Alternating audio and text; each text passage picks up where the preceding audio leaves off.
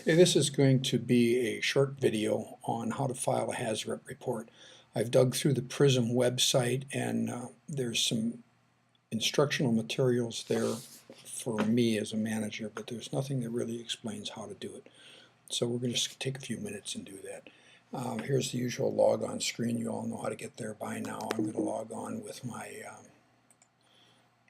fake username and password for the account I set up as a pilot. And there it is. Again, this is a Mac. Yours is going to look a little differently, but it'll function the same way. Comes with a familiar screen. Over on the quick links side, you're going to submit a hazard report, so we click on that.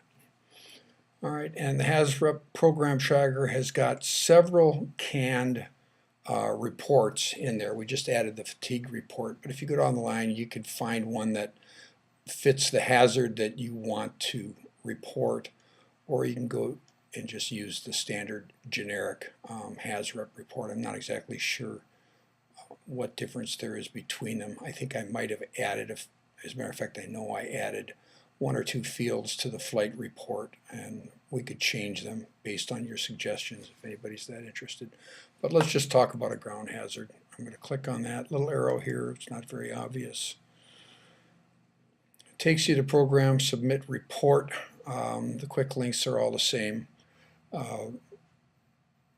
Header is ground hazard, which is what this is.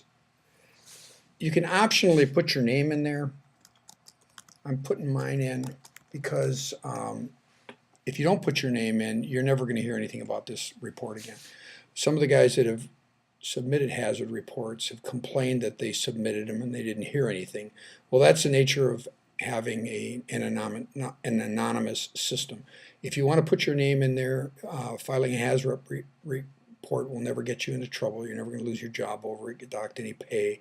It's a non-punitive type of reporting system. So just put your name in there and you'll hear how we fix it. If you don't put your name in there, we won't know who to send the information to. Detailed description of your report or concern. This whole line here is if you want to make things bold or choose a different font. I don't know, most people just want to type in the information. So I'm based at Dulles, and I came into work the other day and found some dangerous snow on the hangar floor. And I feel I have to file a Hazrep about that. Dulles hangar.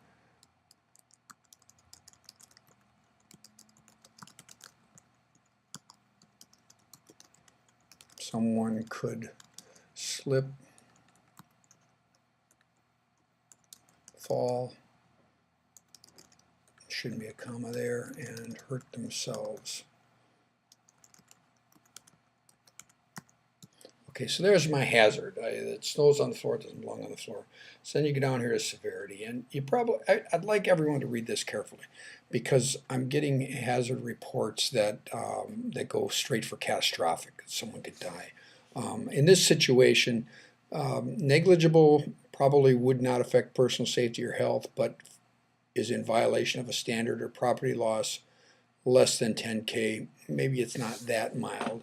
It could cause minor injury, minor illness, or property loss greater than 10K. So that's may cause minor injury, minor illness, or property loss 10K. Yeah, that probably sounds more like it, but let's just take a look.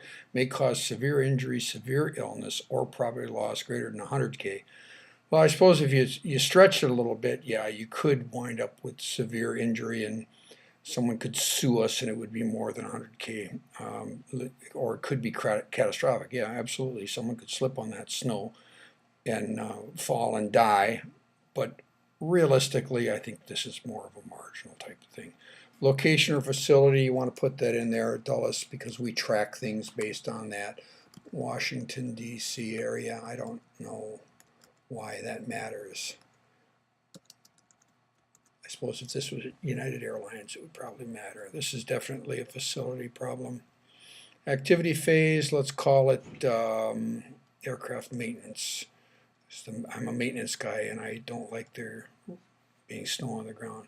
Weather factors, well, let's say temperature is a factor, snow is a factor, and again, those are all things that are tracked. Equipment, no equipment present.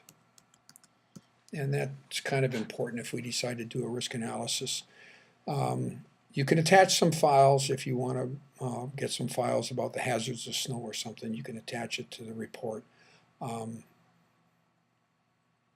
that's entirely up to you. You submit the report.